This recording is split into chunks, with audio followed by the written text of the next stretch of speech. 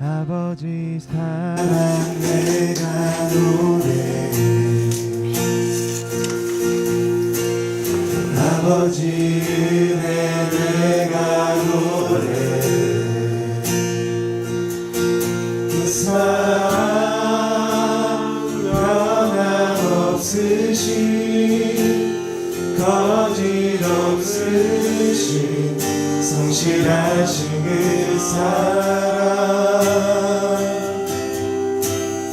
사랑 갈 때 꺾지 않으시는 꺼져가는 등불 끄지 않는 그 사랑 변함없으신 거짓 없으신 성실하신 그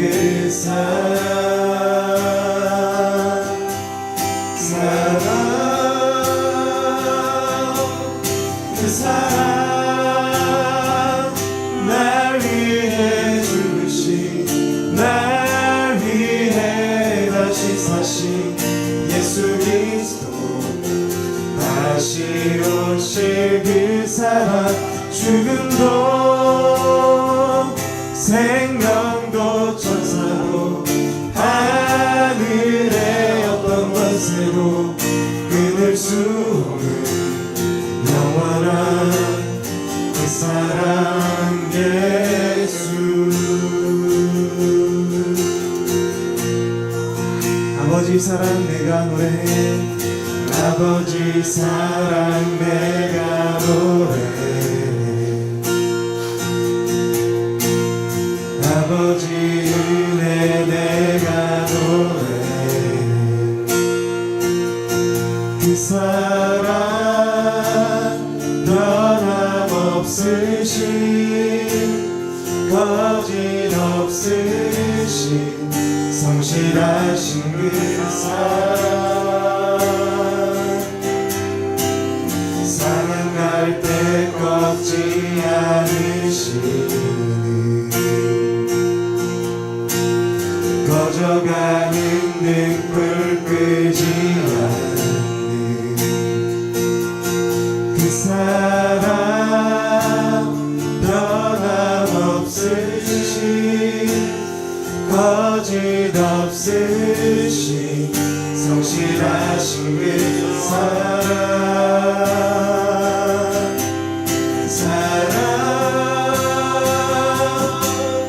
그 사랑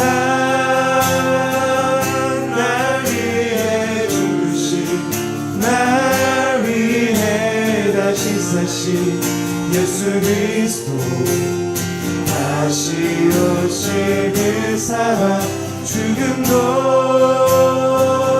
생명도 천사도 하늘의 어떤 권세도 끊을 수 없는 영원한 그 사랑 날 위해 죽으신 그 사랑 날 위해 죽으신 날 위해 다시 사신 예수 그리스도 다시 오실 그 사랑 죽음도 생명도 천사도 하늘의 어떤 권세도 끊을 수 없는 영원한 그 사랑 우리 한 번 더 그 사랑 날 위해 죽으신 그 사랑 날 위해 죽으신 날 위해 다시 사신 예수 그리스도 다시 오실 그 사랑 죽음도 생명도 천사도 하늘의 어떤 권세도 끊을 수 없는 영원한 그 사랑 그의 생각 셀 수 없고 그의 생각 셀 수 없고 그의 자비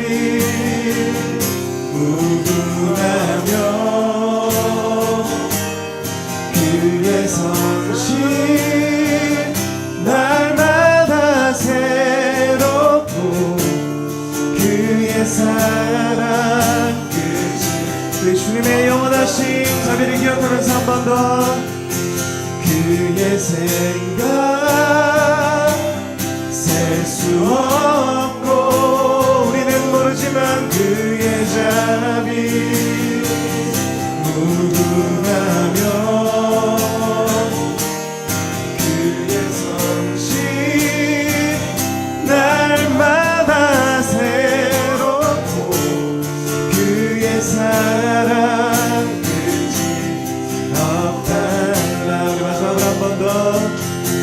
그의 생각 셀 수 없고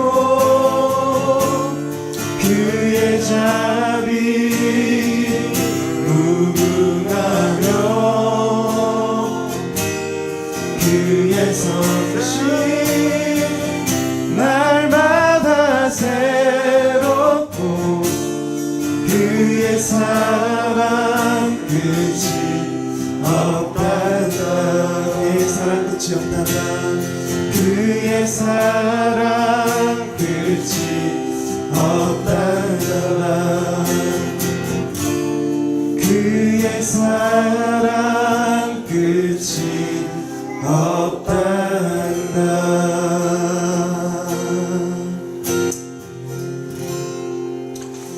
하나님 아버지 날마다 저희가 다 알 수 없고 저희가 다 깨닫지 못하지만 하나님께서는 날마다 새로운 또 사랑으로 저희들을 사랑하시고 또 저희 가운데 저희 마음 가운데 찾아오시고 하나님 매일 아침마다 저희들의 이름을 부르시며 그리고 매일 아침마다 저희들의 주의 품에 가까이 하시는 것을 고백합니다. 하나님 주님께서 날마다 부르시는 그 음성을 저희로 듣게 하시고 하나님 날마다 저희가 주님 앞에 나아가서 주님께 주님의 한없는 그 자비하심과 사랑을 찬양하면서 찬송하면서 내가 날마다 주님을 찬양하고 예배하는 삶을 살 수 있도록 주님 인도하여 주시옵소서. 그리고 우리 교회가 또 그런 찬송과 고백을 온 마음을 다하여 고백하는 교회가 될 수 있도록 주님 축복하시고 인도하여 주시옵소서. 이 모든 말씀 예수님의 이름으로 기도합니다. 네.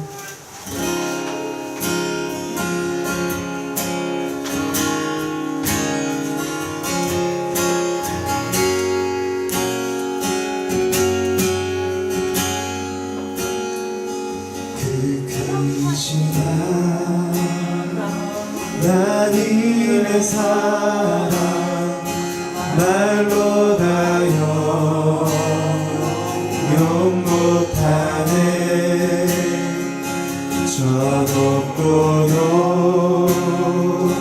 높은 별을 넘어 이 낮고 낮은 땅 위에 죄범한 영혼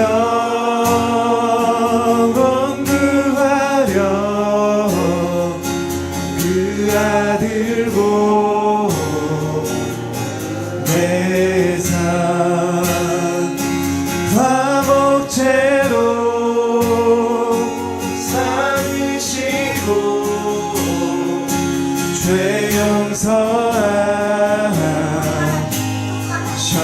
용서하셨네. 하나님 크신 사랑을 증명다 못하면 영원히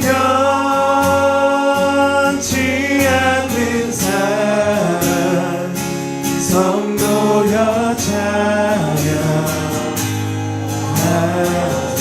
괴로운 시절 지나가고 괴로운 시절 지나가고 땅 위에 화세할 때 주 잊지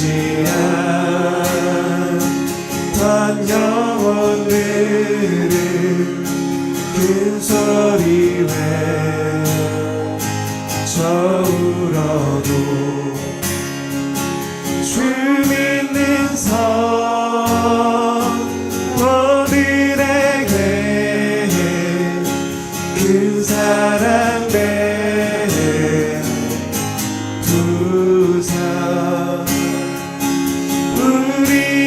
죄 사했으니 그네 잊을까. 하나님 크신 사랑을 증량다 못하며 영원히 변치 않는 사랑 성도여 찬양하세. 하늘을 두루마리 삼고 하늘을 두루마리 삼고 바다를 머물 삼아도 한없는 하나님의 사랑 다 기록할 수 없겠네. 하나님의 크신 사랑 그 어찌다 쓸까. 저 하늘로 의사도 채우지 못하니 하나님 크신 사랑을 증량다 못하며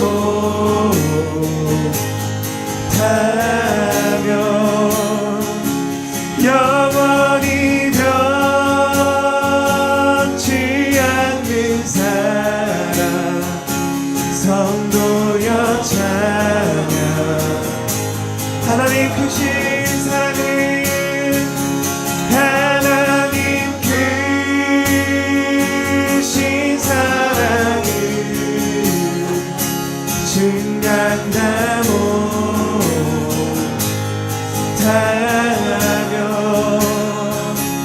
영원히 변치 않는 사랑 성도여 찬양하세.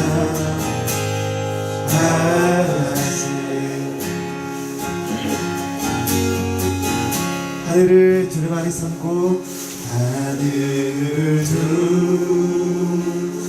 두루마리 삼고 바다를 머물 삼아도 한없는 하나님의 사랑 다 기록할 수 없겠네. 하늘을 두루마리 삼고 하늘을 두루마리 삼고 바다를 머물 삼아도 한없는 하나님의 사랑 다 기록할 수 없겠네.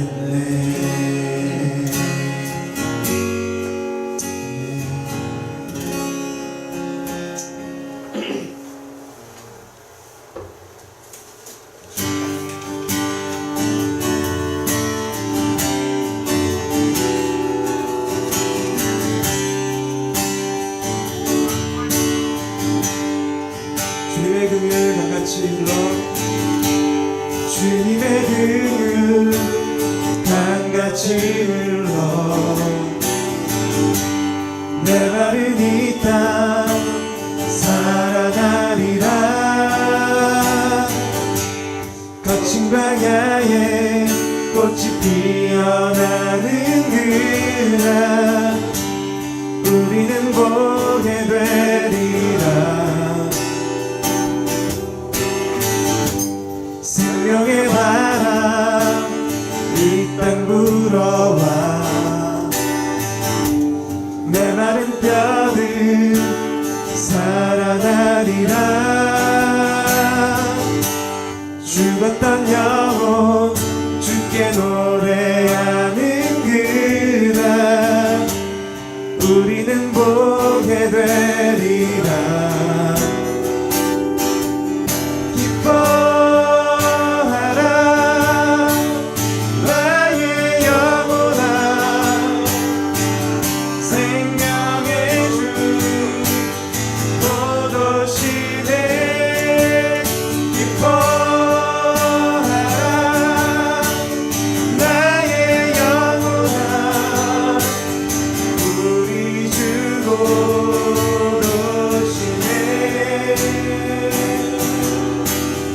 우리 주 곧 오시네. 주님의 기름 강같이 흘러 메마른 이 땅 살아나리라.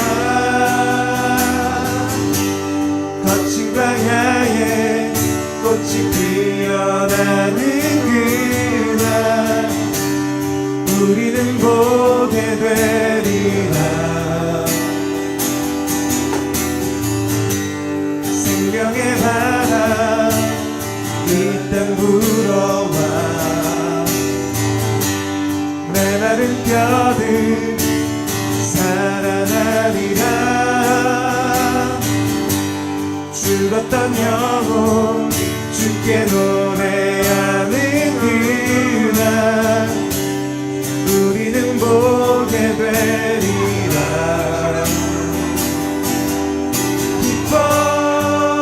기뻐하라 나의 영혼아 생명의 주 곧 오시네. 기뻐하라 나의 영혼아 우리 주 곧 오시네. 우리 주고 우리 마지막으로 한 번 더 기뻐하라 나의 영혼아 기뻐하라 나의 영혼아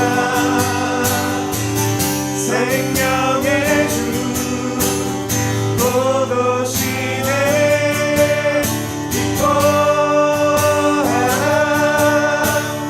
나의 영혼아 우리 주 곧 오시네. 우리 주 곧 오시네. 우리 주 곧 오시네. 우리 주 곧 오시네.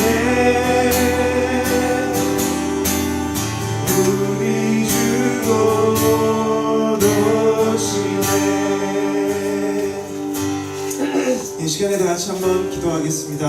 하나님, 또 저희 바른교회가 하나님의 말씀 안에서 하나님 세워져 갈 수 있도록 주님 인도하여 주시고 하나님 주님의 다시 오실 길을 예비하고 하나님 정말 죽었던 영혼을 살려낼 수 있는 하나님의 생명의 말씀을 또 이 땅 가운데 열방 가운데 전할 수 있는 교회로 주님께서 세워 주시옵소서.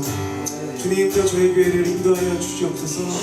많은 교회 안에 상황들이 있지만 주님의 선하심과 인자하심이 하나님 우리 가운데 있는 것을 고백하고 우리가 하나님의 인도하심 그 하나님의 집에서 영원히 살게 될 것을 기억합니다. 그 말씀대로 하나님 또 저희가 또 나아가야 할 길 어디로 가야 할지 주님 가르쳐 주시고 주님의 인도하심을 받는 그런 교회가 될 수 있도록 주님 인도하여 주시옵소서.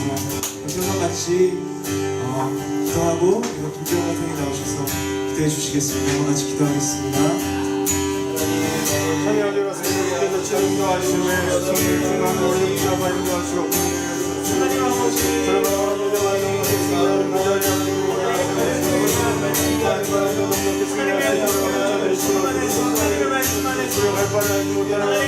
하나님 주의 강조로서 나아가서 말미암아 바라고 하나님의 참여자에게 로마서 9장 14절에서 29절 말씀입니다. 그런즉 우리가 무슨 말을 하리요? 하나님께 불의가 있느냐? 그럴 수 없느니라. 모세에게 이르시되 내가 그늘이 어릴 자를 그늘이 어리고 불쌍히 어릴 자를 불쌍히 여기리라 하셨으니 그런즉 원하는 자로 말미암음도 아니요 다른 박질하는 자로 말미암음도 아니요 오직 긍휼히 여기시는 하느님으로 말미암이니라. 긍휼이 바로에게 이르시되 내가 이 일을 위하여 너를 세웠으니 곧 너로 말미암아 내 능력을 보이고 내 이름이 온 땅에 전파되게 하려 함이라 하셨으니 그런즉 하나님께서 하고자 하시는 자를 긍휼히 여기시고 하고자 하시는 자를 완악하게 하시느니라. 내가 내게 말하기를 그러면 하나님이 어찌하여 허물하시느냐 누가 그 뜻을 부족하느냐 하리니 이 사람아 내가 누구에게 감히 하나님께 반문하느냐? 지음을 받은 물건이 지은 자에게 어찌 나를 이같이 만들었느냐 말하겠느냐? 소유자가 진흙 한 덩어리로 하나는 비 있을 그릇을 하나는 천이 있을 그릇을 만들 권한이 없느냐 만일 하나님이 그의 진노를 보이시고 그의 능력을 알게 하고자 하사 멸하기로 준비된 진노의 그릇을 오래 참으심으로 관용하시고 또한 영광받기로 예비하신 바 인간의 그릇에 대하여 그 영광의 풍성함을 알게 하고자 하셨을지라도 무슨 말을 하리요 이 그릇은 우리니 곧 유대인 중에서뿐 아니라 이방인 중에서도 부르신 자니라. 호세아에게도 이르기를 내가 내 백성 아닌 자를 내 백성이라 사랑하지 아니한 자를 사랑한 자라 부르리라 너희는 내 백성이 아니라 한 그곳에서 그들이 살아계신 하나님의 아들이라 일컬음을 받으리라 함과 같으니라. 또 이스라엘과 이스라엘에 관하여 이르시되 이스라엘 자손들의 수가 비록 바다의 모래 같을지라도 남은 자만 구원을 받으리니 주께서 땅 위에서 그 말씀을 이루고 속히 시행하리라 하셨느니라. 또한 이사야가 미리 말한 바 만일 만군의 주께서 우리에게 씨를 남겨두지 아니하셨더라면 우리가 소돔과 같이 되고 고모라와 같으리로 땅과 같으니라. 아멘. 우리 옆에 분에게 인사 나누겠습니다. 한 주간도 수고하셨습니다. 이렇게 인사 나누겠습니다. 네, 오늘 특별히 좀 아프신 분들이 많이 있는데 좀 서로를 위하여서도 기도해 주시면 감사하겠습니다. 유명한 영어 대사 중에 류승범 씨가 연기한 대사 중에 이런 말이 있습니다. 호의가 계속되면 사람들은 그게 권리인 줄 안다. 이런 말이 있어요. 사람과의 관계에서 대부분 그 사람과의 관계들이 깨어지거나 상하거나 무너질 때 보면 저는 어김없이 이 말이 생각이 들더라고요. 사람은 누구나 한 번 도와주면 되게 고마워하지만 여러 번 도와주면 어느 순간에 그게 당연한 것처럼 생각하고 권리처럼 생각을 하는 그런 사람의 어떤 부패한 모습, 부패한 마음의 모습들을 보게 됩니다. 대부분 관계가 깨어질 때는 언제나 그런 모습들이 나타나기 때문에 관계가 깨어지죠. 하나님과의 관계에서도 우리가 그 말을 좀 깊이 생각해 볼 필요가 있습니다. 하나님과의 관계에서도 우리가 하나님에게 엄청난 은혜와 엄청난 긍휼과 엄청난 사랑으로 구원을 받아 하나님의 백성이 되었지만 하나님과의 관계가 깨어질 때에도 언제나 그 말처럼 하나님이 우리를 사랑하시는 우리의 삶에 나타나시는 은혜와 사랑을 마치 우리가 어떤 권리처럼 생각하며 하나님 앞에 구하거나 대할 때 하나님과의 관계가 무너지는 경우가 많이 있습니다. 하나님은 하나님과 하나님의 백성과 언약을 통해서 관계를 맺으십니다. 저와 여러분은 예수 그리스도를 통하여서 하나님과 하나님 백성의 삶을 살게 된 자들이 되었지요.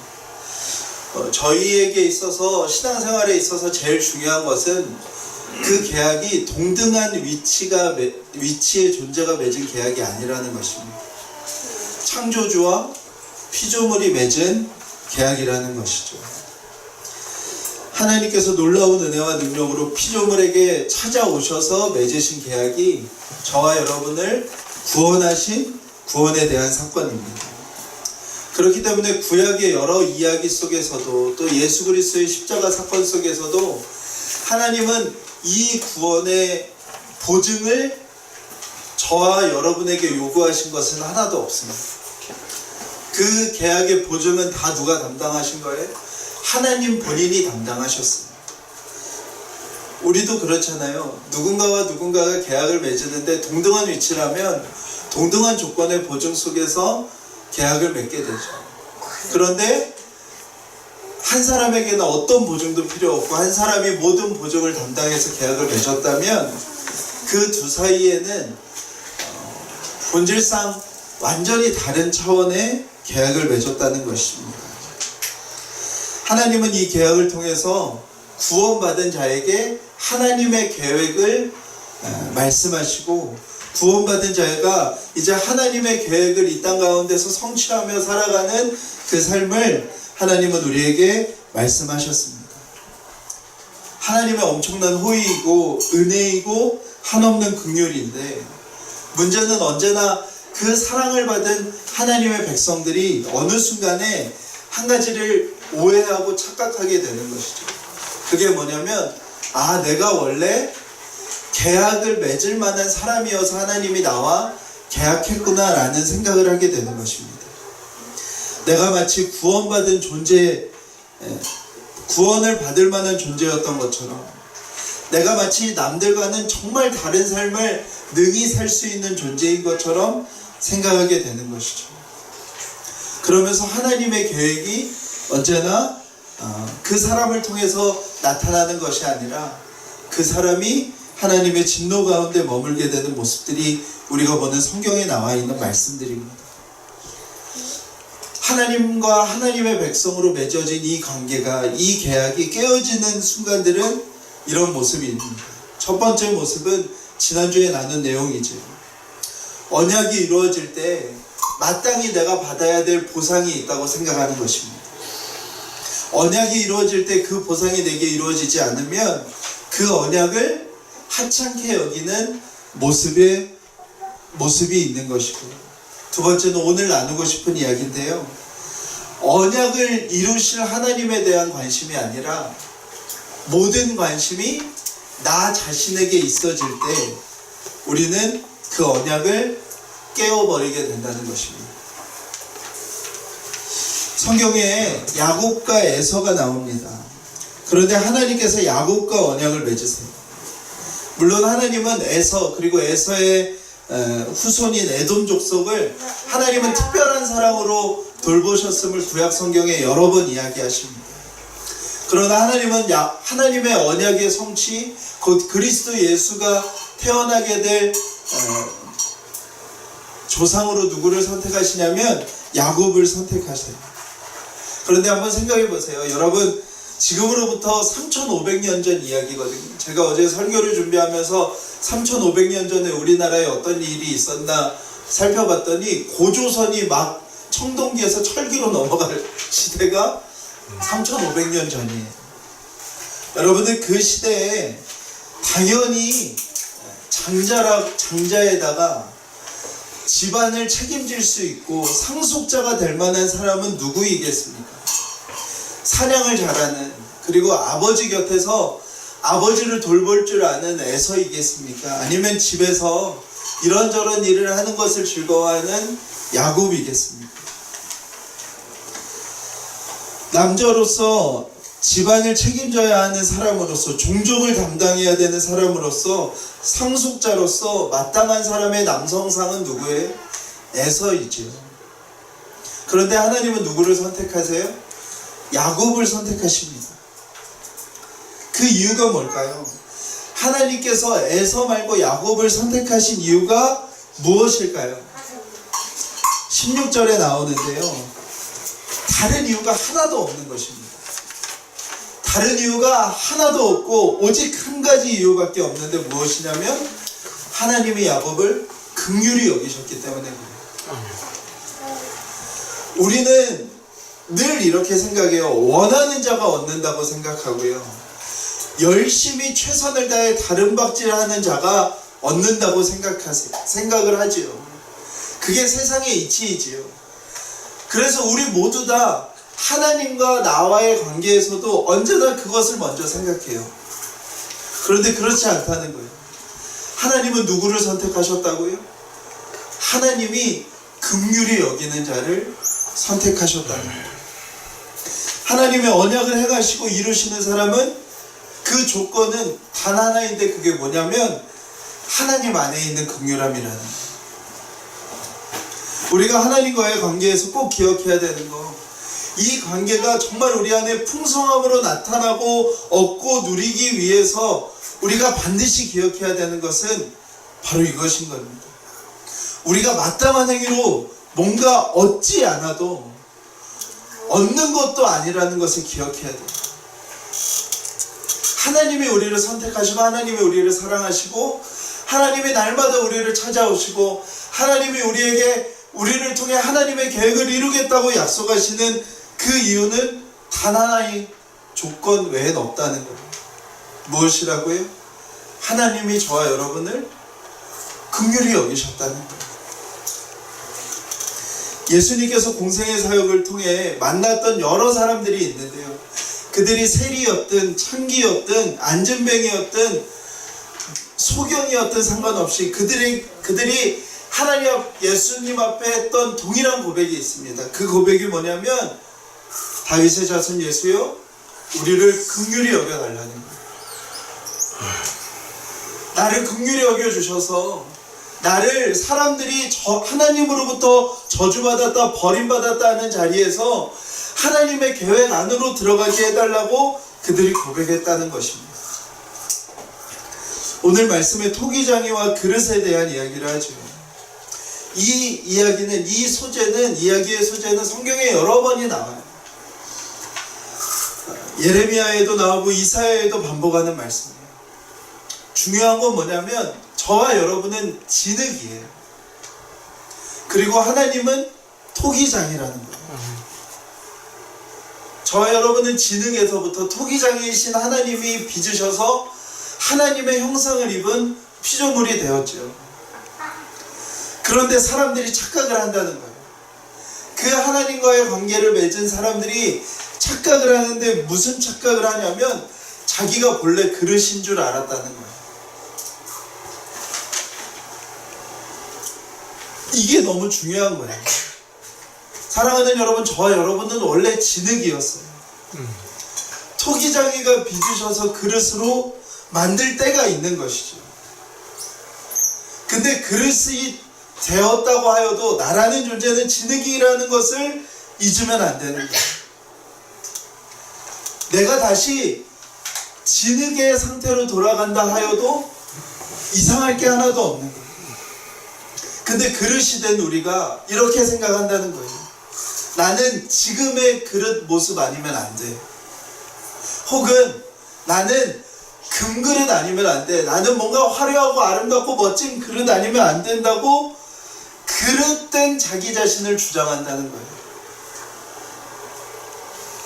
그런데 기억해야 되는 것이 바로 이것이라는 거예요. 우리는 그릇으로 시작한 것이 아니라 저와 여러분은 진흙이었음을 기억해야 된다는 거예요. 저와 여러분은 오직 토기장이 위에 올려진 진흙 한 덩이면 충분한 것입니다. 토기장이 손에 있는 진흙 한 덩이로 존재하는 것이 저와 여러분에겐 가장 마땅하고 값진 것인 거예요. 주인이 필요하여서 때로는 아름다운 그릇으로, 때로는 주인이 옆에 두고 쓸 그릇으로, 또 어쩌면 때로는 천한 그릇으로 써도 괜찮을, 얼마든지 주인이 그 그릇을 깨트리고 다시 다른 진흙과 뭉쳐서 새로운 그릇으로 만들어도 전혀 이상하지 않을 부르심과 존재가 저와 여러분이라는 것입니다. 이거를 좀 더 정리해서 표현하면 우리가 교회에서 흔히 들었던 그런 고백이에요. 믿음은 곧 뭐라는 거예요? 하나님의 주권을 인정하는 것이 믿음이라는 거예요. 하나님이 우리의 삶의 주인 되셨다는 것은 이제 내 삶에 나의 주도권이 사라지고 하나님의 주권이 내 삶 가운데 뿌리 박히는 것이 기쁨이고 감사로 고백하는 것이 믿음인 것이죠. 하나님의 그 주권이 우리 가운데 흔들릴 때가 있어요. 그때가 언제냐면 다시 설교 앞에 드렸던 말씀과 똑같은 거예요. 하나님의 주권이 있고 내가 하나님의 주권 안에 속한 존재라는 것을 다 알지만 그것이 흔들릴 때가 언제? 똑같이 내 믿음에 대한 결과의 보상을 내가 어떤 모습이라고 생각했을 때, 혹은 내가 어떤 존재인지를 잊었을 때인 것이죠. 우리가 구원을 받아서 하나님과 하나님 백성으로의 관계가 맺어졌다는 것은 우리의 삶에 하나님의 주권을 인정하는 삶을 살게 되었다는 것입니다. 그래서 구원받은 사람은 세상 사람들과 다르게 살 수밖에 없는 거예요.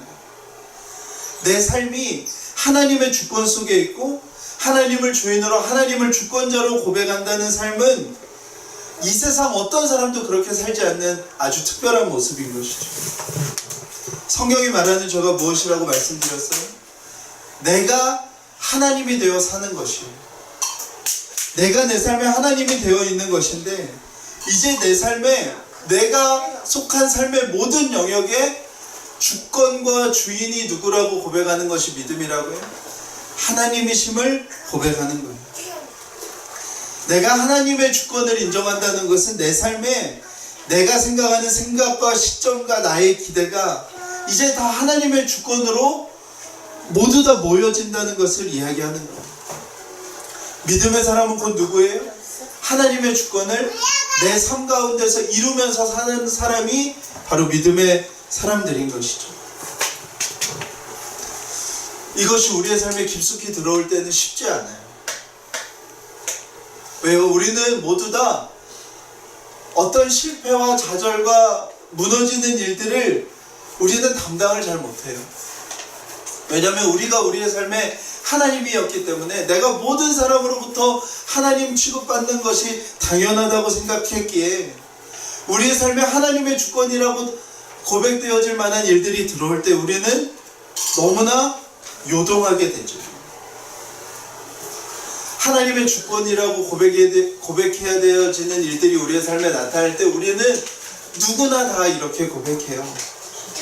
그런 순간마다 하나님은 너무 약해 보이시고 또 하나님은 때로는 너무 치졸해 보이시고 하나님이 너무 막연하게 느껴져요. 이스라엘이 출애굽을 했죠. 그리고 출애굽했던 지도자인 모세가 하나님으로부터 율법을 받기 위하여 하나님과 이스라엘 민족의 계약이 무엇인지 그 계약의 내용을 듣기 위하여 시내 산으로 올라갈 때 이스라엘 민족이 두려워했어요.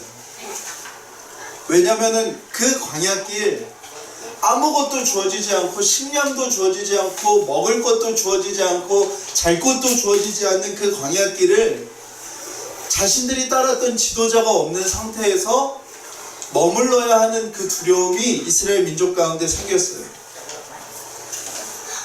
그 순간 그들은 무엇을 만들었죠? 눈에 보이는 소로 우상을 만들었어요. 이유는 하나였어요.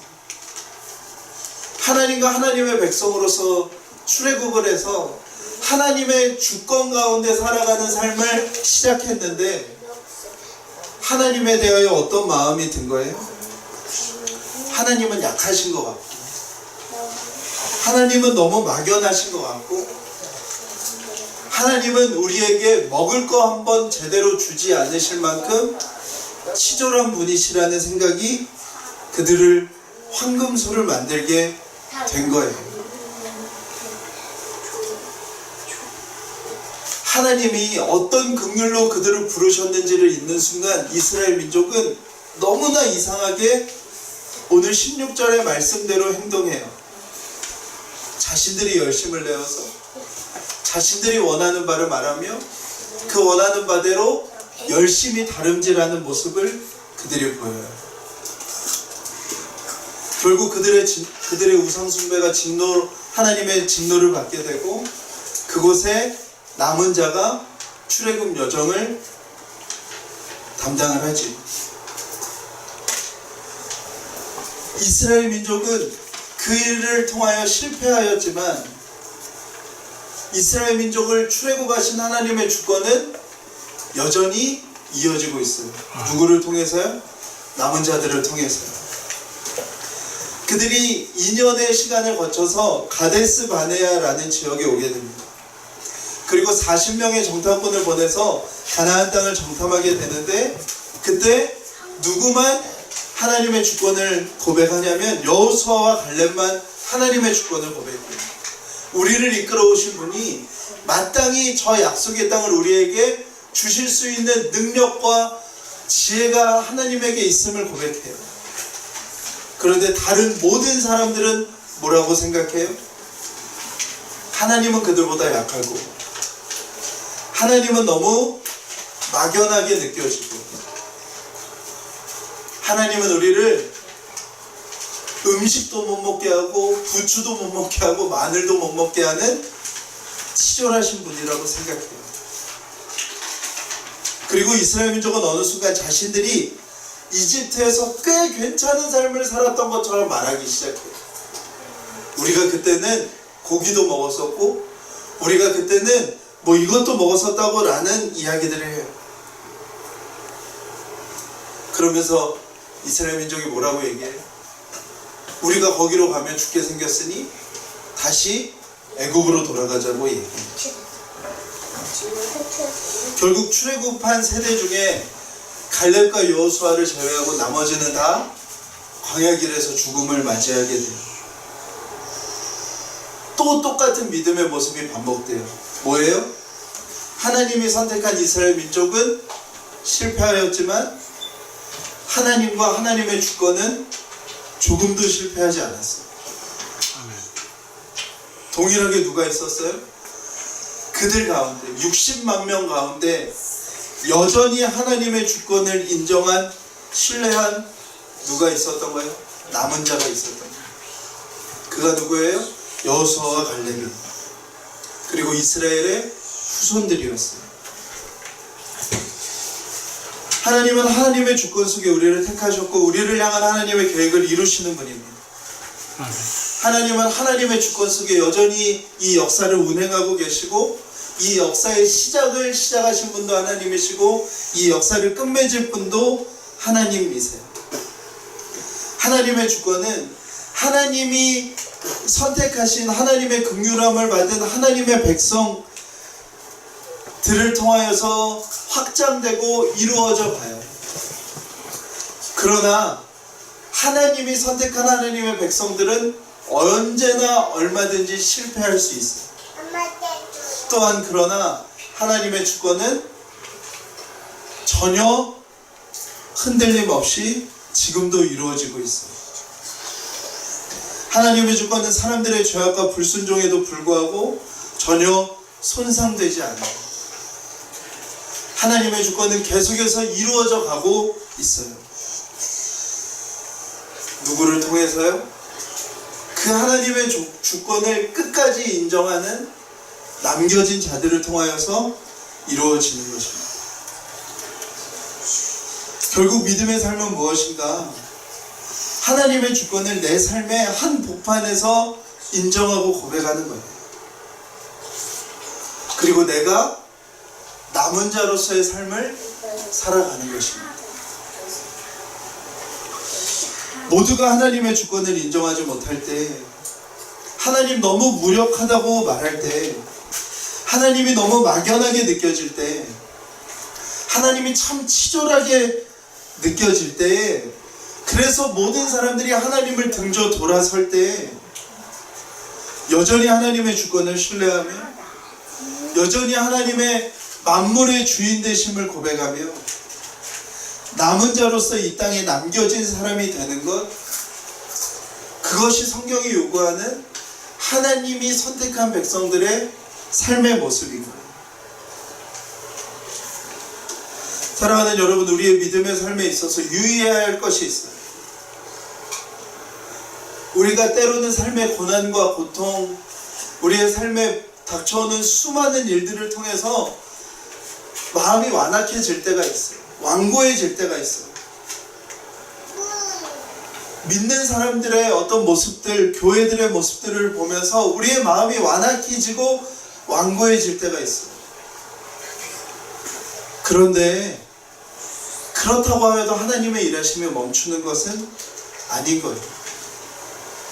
하나님은 지금도 일하고 계시고 하나님은 여전히 역사하십니다. 하나님은 지금도 하나님의 계획을 조금의 실패 없이 완성해 가고 계세요. 결국 믿음의 사람은 누군가요? 그 가운데서 내가 남은 자로서의 삶을 드리는 자가 믿음의 사람인 것입니다.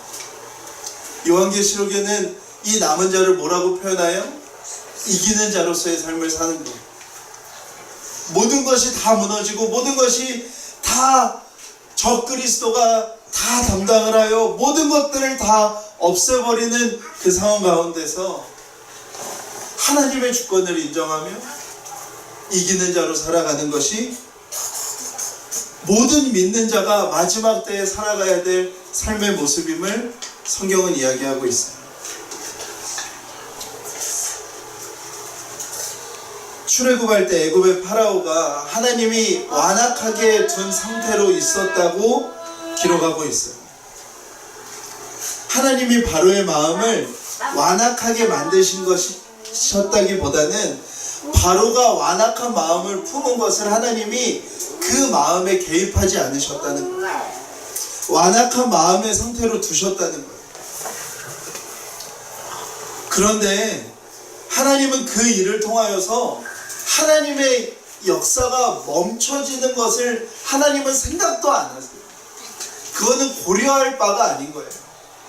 수많은 사람들, 어떤 거대한 권력자가 완악함으로 하나님을 거부한다 한들 하나님의 역사가 멈춰지지 않는 거예요. 오히려 바로가 하나님 앞에 완악함의 마음의 상태로 있을 때 하나님은 어떤 일을 하셨어요? 하나님의 주권을 열방 가운데 드러내셨어요. 출애굽의 10가지 사건을 통하여서 이미 출애굽했을 때 당시에 가나안 땅에 있던 애굽 사람들이 누구에 대한 소식을 듣게 돼요? 이스라엘 민족에 대한 소식을 듣게 돼요. 기생 라합은 정탐꾼이 왔을 때 이미 이스라엘 민족의 하나님 여호와 하나님이 어떤 분인지를 알고 있었어요. 애굽과 고대 근동 지역의 사람들이 섬겼던 모든 우상들을 다 이기시고 하나님의 하나님 되심을 증거하셨어요. 믿음은 무엇이라고요? 하나님의 주권을 인정하는 남은 자로서의 삶을 드리는 것이 믿음이에요. 이스라엘 민족이 하나님의 선택된 백성들이 포로가 되자 믿음을 다 잃어버렸어요. 아니 어떻게 하나님의 백성이 하나님이 자신을 보증하여서 계약했다는 우리가 이방신을 섬기는 저 나라들의 포로가 되었나? 그래서 우리는 어떻게 이렇게 다 모든 지역으로 다 흩어져서 살게 되었나? 한탄하고 하나님을 떠났어요. 하나님의 주권이 실패한 것 아닌가? 하나님은 결국 아수르 왕보다 바벨론 왕보다도 못한 분은 아닌가라고 이스라엘 민족이 다 생각했어요. 그런데 이스라엘 민족은 로마 제국이 시작할 때 이미 유럽과 소아시아 모든 지역에 다 흩어져 살았어요. 하나님의 백성이라고 여겨졌던 이스라엘 민족에게는 가장 가슴 아픈 그 실패가 하나님의 주권 속에서 완전히 새로운 사건이 된 거예요. 무엇이냐면 예수 그리스도의 십자가 죽으심과 부활이 불과 채 30년도 걸리지 않아서 아프리카와 유럽과 아시아에 있는 거의 모든 지역에 다 전파됐어요. 어떻게 그런 일이 있었을까요? 하나님의 백성이라고 생각했던 이스라엘 민족이 이건 하나님의 실패야, 이건 하나님의 무능력이야, 이건 하나님의 연약하심이야 라고 생각했던 그 포로된 시간들을 통해서 이스라엘 민족이 북아프리카의 아시아의 모든 지역의 유럽에 다 다 회당을 짓고 살고 있었어요.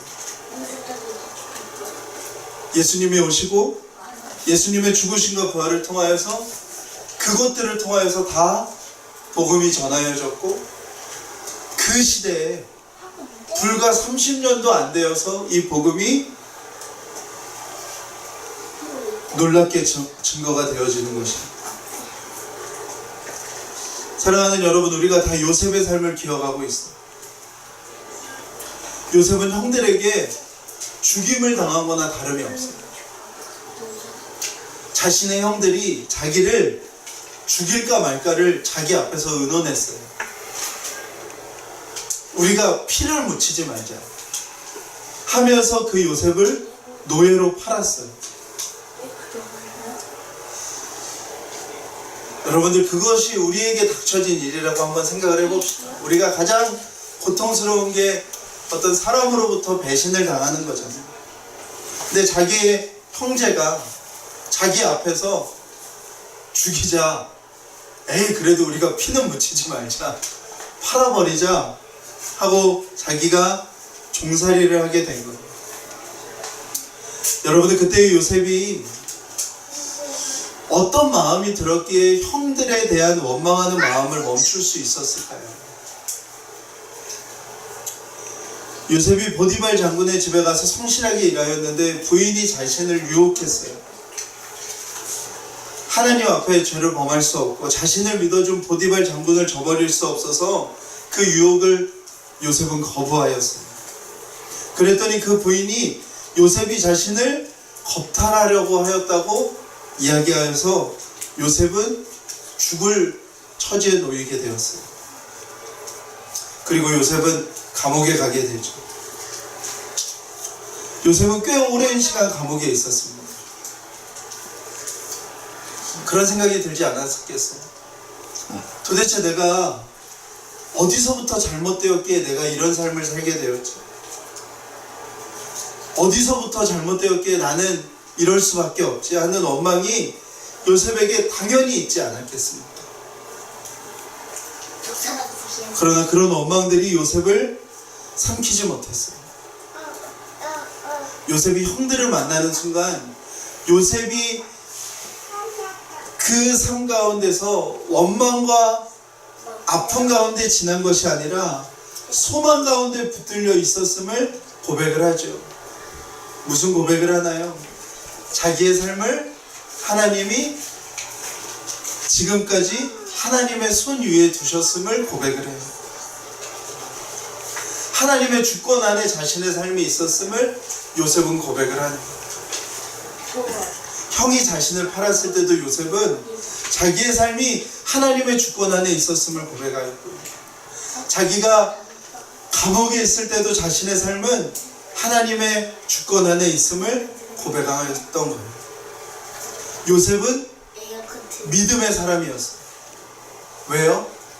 삶의 엄청난 고난과 아픔과 어려움 때 하나님의 주권을 인정하며 자기 자신을 남은 자로서 하나님 앞에 드린 사람이었기 때문에 그렇습니다. 요셉은 완악해져가는 마음에서도, 완고해지는 마음 속에서도 자신의 삶이 하나님의 주권 아래 있음을 잊지 않았습니다. 그렇기 때문에 요셉은 다시 한번 하나님의 역사에 그 아픔과 실패들이 하나님이 어떻게 자기를 이끌어 오셨는지를 고백하게 되는 것이죠. 사랑하는 여러분, 이번 한 주도 힘드셨죠? 이번 한 주도 우리의 삶에 수많은 고난과 수많은 사람들 때문에 정말 만신창이가 돼서 우리가 살아가잖아요. 우리에게 다가오는 이 수많은 일들을 우리가 다 이해를 못해요. 어떤 사건들을 하나님이 왜 나에게 허락하셨는지, 혹은 하나님이 왜 이 사건을 미리 알려주지 않으시고 왜 막지 못하셨는지, 하나님은 도대체 나에게 왜 이렇게까지 하시는지 우리는 이해 안 되는 순간이 많죠. 똑같은 질문이라니까요. 하나님 막연하셔? 하나님 연약하셔? 하나님 치졸하셔?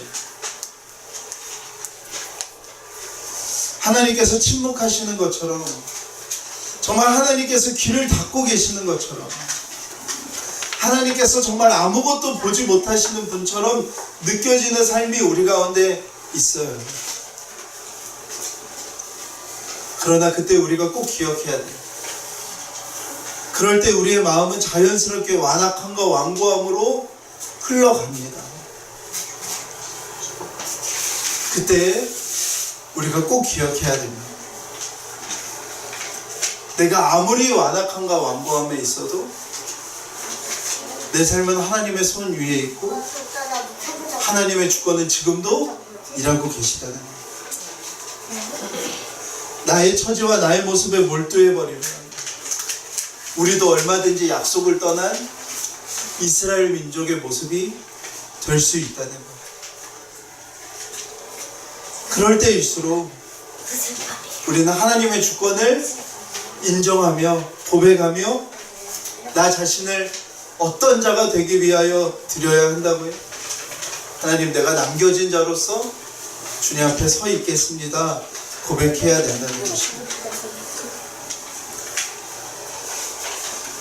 사랑하는 여러분, 여러분의 삶의 자리에서 그 믿음의 고백으로 자신을 드리는 저와 여러분이 되었으면 좋겠어요.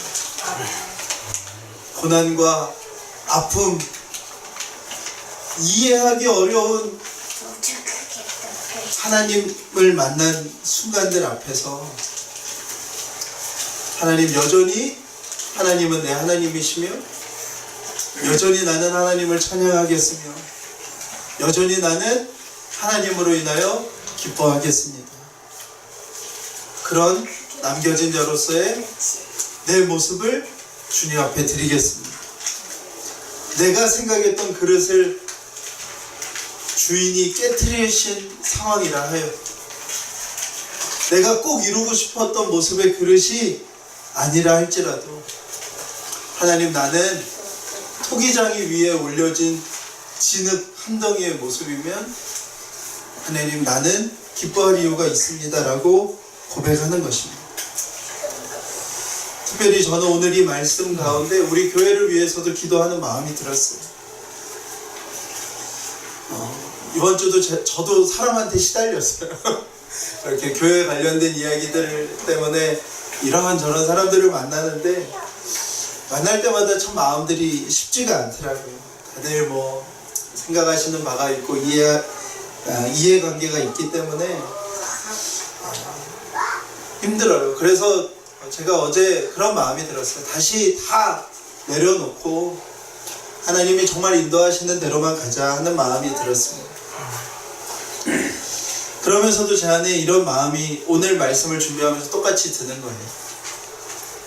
하나님, 참 한국교회가 다 무너진 것 같이 보이고 이제 목사님들은 거의 의견 통일을 본 게 뭐냐면 한국교회는 예수님이 오셔서도 목회할 수 없는 교회다, 뭐 이런 고백들을 이제 목사님들이 하시는데 정말 그런 상황인 것 같아요.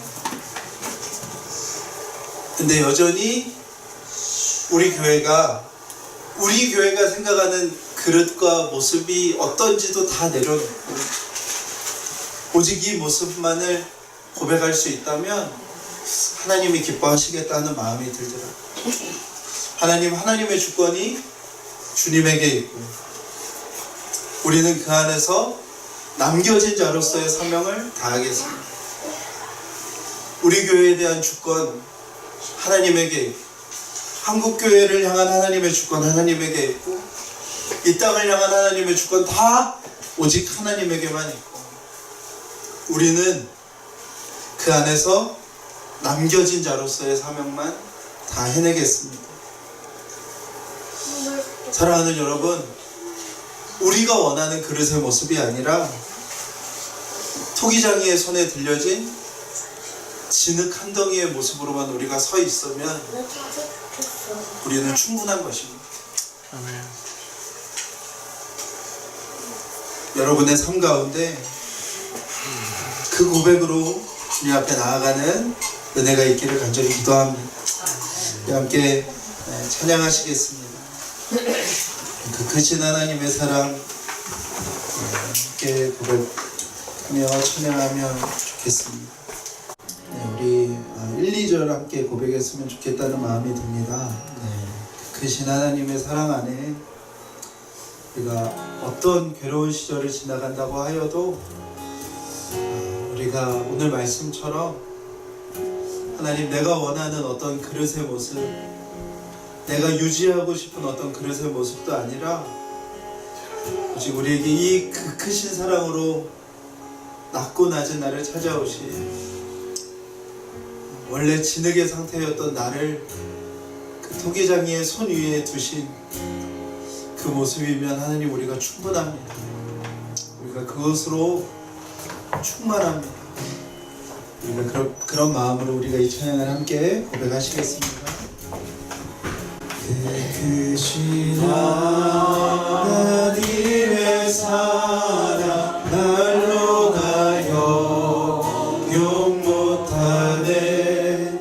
저 높고 높은 별을 넘어 이 낮고 낮은 땅 위에 죄범한 영혼 구하려 그 아들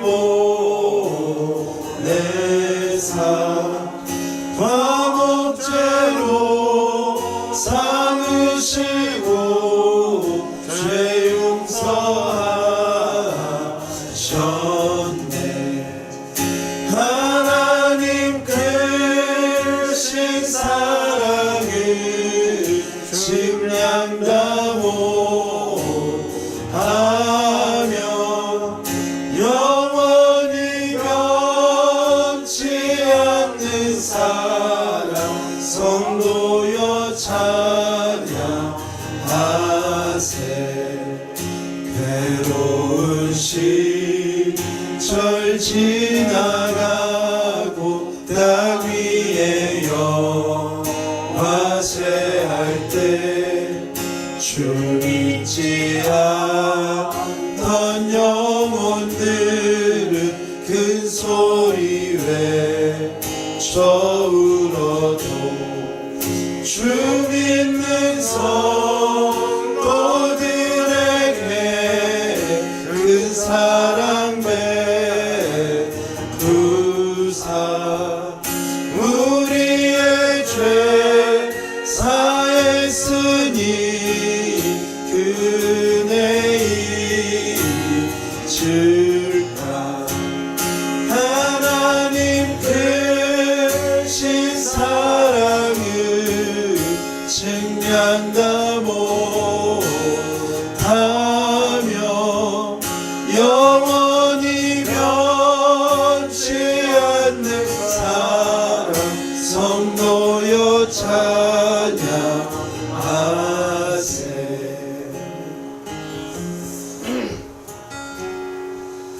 사랑하는 여러분, 우리가 우리에게 일어나는 모든 일을 다 이해할 수 없습니다.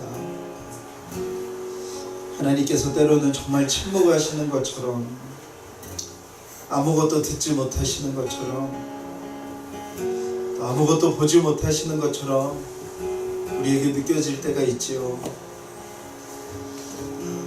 그래서 우리의 마음이 한없이 무너지고 무기력해지고 완악해지고 완고해질 때가 우리 가운데 있습니다. 사랑하는 여러분, 꼭 이번 한 주간 여러 가지 일들에 또 사람들의 시달리며 우리의 마음이 그런 상태에 있다면 우리 다시 한번 하나님의 주권을 고백하고 하나님의 주인 되심을 고백하며 일어나기를 간절히 원합니다. 하나님이 주인이시며 하나님이 주권을 가지셨습니다. 하나님, 나는 오직 남겨진 자로서 하나님 앞에 우리의 삶을 드리겠습니다. 하나님, 내가 바라고 내가 생각하는 어떤 그릇의 모습을 말하는 것이 아니라 오직 토기장이 위에 놓여진 진흙 한 덩이면 하나님 충분하겠습니다. 우리가 주님 앞에 그런 믿음으로 그런 고백으로 하나님 나아가게 하여 주시옵소서. 우리 함께 소리내어서 기도하며 나아가시겠습니다. 하나님 아버지 역사하여 주시기를 원합니다. 하나님 아버지 정말로 주님 일하여 주시기를 원합니다. 하나님 아버지 정말로 주님 우리 사랑하는 성도들 하나님이 교회 가운데 아버지 역사하여 주시기를 원합니다. 하나님 아버지 정말 그 은혜와 그 약속 가운데 하나님 우리가 일어날 수 있도록 주님 인도하여 주시옵소서. 여전히 우리의 삶은 하나님 손위에 있으며 하나님은 우리의 삶의 여전한 주권자이며 하나님 우리의 삶의 주인이시며 하나님 우리를 이끄시는 분이신 것을 하나님 고백합니다. 하나님 아버지 정말 주님 하나님께서 침묵하시는 것 같은 이때 하나님께서 귀를 닫으신 것 같은 이때 하나님께서 정말 아무것도 보지 않으시는 것 같은 하나님 시기와 시절을 지나가고 있는 하나님 아버지 정말 그 모습의 때에 하나님 아버지 정말로 주님 일하여 주시옵소서. 하나님 우리가 하나님 앞에 우리가 여전히 남은 자로서 하나님 앞에 우리를 드리겠음을 하나님 고백할 수 있도록 인도하여 주시옵소서. 여전히 남은 자로서 하나님 우리가 하나님 앞에 설 수 있도록 하나님께로 나아갈 수 있도록 하나님 우리를 붙드시고 우리를 붙잡아 주시기를 원합니다. 하나님 이끌어 주시옵소서. 하나님 이끌어 주시옵소서. 역사하여 주시옵소서. 역사하여 주시옵소서. 양가지도 기도하기 원합니다. 하나님 우리를 긍휼히 여겨달라고 한 번 더 기도하였으면 좋겠습니다. 하나님 하나님의 완전한 긍휼함 속에 우리가 있기 원합니다.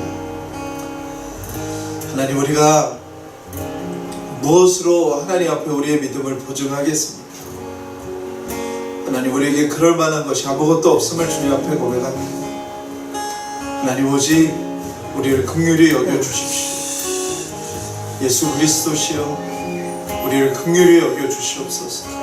하나님 이 교회를 하나님 긍휼히 여겨주시옵소서. 하나님의 인도하심을 온전히 쫓아 나아갈 수 있도록 우리 성도들의 삶을 이 교회를 하나님 긍휼함 가운데 하나님 우리 가운데 주의 은혜를 더하여 주시옵소서. 우리 한 번 더 소리내어서 기도하며 나아가시겠습니다. 하나님 아버지 역사하여 주시기를 원합니다. 하나님 긍휼히 여겨주시옵소서. 하나님 우리를 긍휼히 여겨주시옵소서. 하나님 우리의 모습과 우리의 자격과 하나님 우리의 기준과 하나님 우리가 남들보다 내 삶을 뭔가를 하나님 아버지 정말 주장하지 아니하게 하여 주시고 하나님 오직 우리를 주의 긍휼한 가운데 하나님 우리를 아버지 정말 주님 품으시고 안으시고 하나님 우리를 주의 긍휼한 가운데 머물게 하여 주시옵소서. 하나님 그 긍휼함을 벗어나 우리가 아무것도 할 수 없음을 하나님 앞에 고백할 수 있도록 주님 인도하여 주시옵소서. 하나님 우리 사랑하는 성도들 하나님 그 삶에 하나님 그들의 아버지 정말 마음과 심령들마다 하나님 그 긍휼함을 하나님 붙들어 주셔서 하나님의 아버지 정말 그 긍휼한 가운데 그들이 일어설 수 있도록 하나님 아버지 정말 주님 인도하여 주시기를 원합니다. 하나님 주의 몸된 교회를 하나님 아버지 정말 긍휼한 가운데 하나님 아버지 정말 붙들어 주시옵소서. 붙잡아 주시옵소서. 그 긍휼한 가운데 우리가 설 수 있도록 하나님 아버지 정말 주님 인도하여 주시기를 원합니다. 하나님 우리의 심령 가운데 하나님 그 긍휼함으로 우리를 붙드시는 이 교회를 인도하시는 그 하나님의 주권과 손길을 경험할 수 있도록 하나님 인도하여 주시옵소서. 하나님 인도하여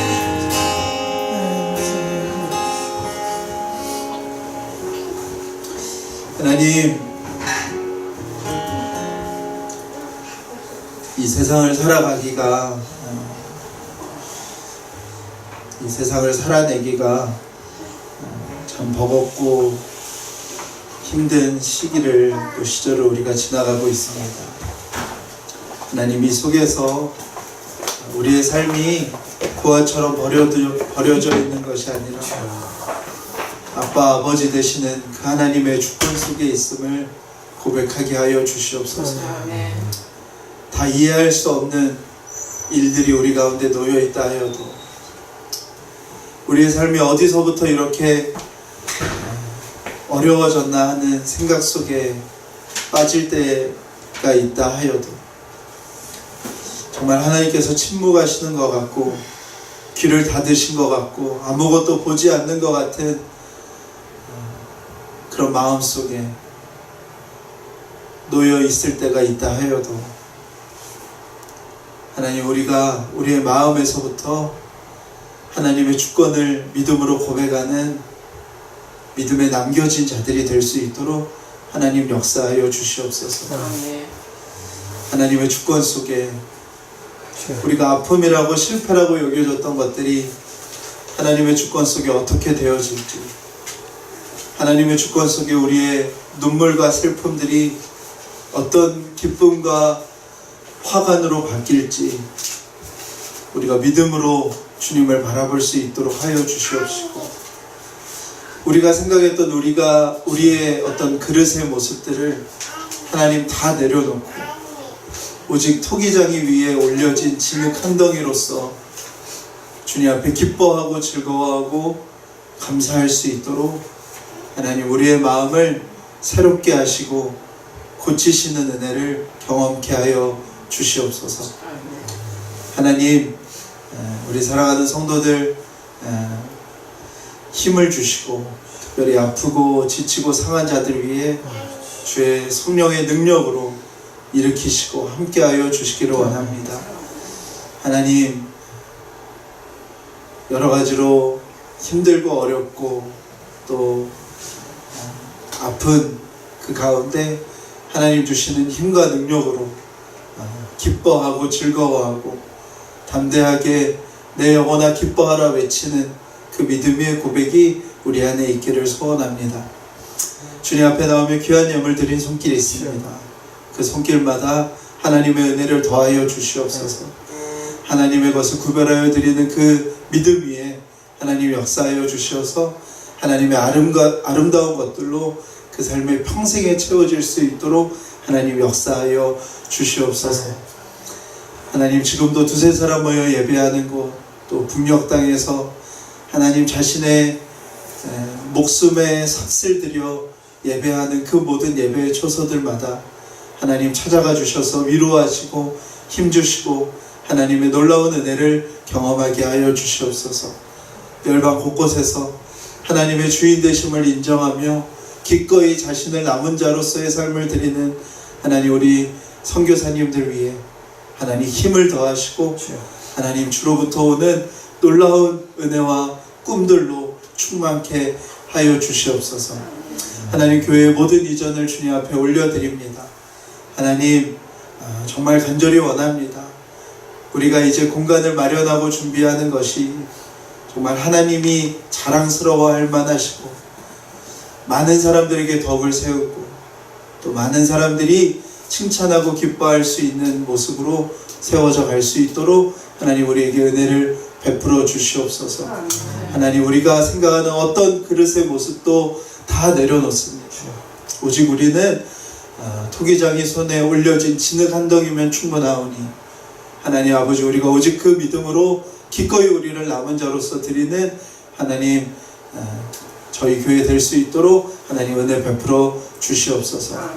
이제는 우리 주 예수 그리스도의 은혜와 아버지 하나님의 놀라우신 사랑하심과 성령님의 감화 교통하심이 이 자리에 있는 모든 자들 위해 또 이 자리에 함께하지 못한 우리 모든 교우들 가운데 지금부터 영원토록 함께 하시기를 간절히 축원하옵나이다. 아멘.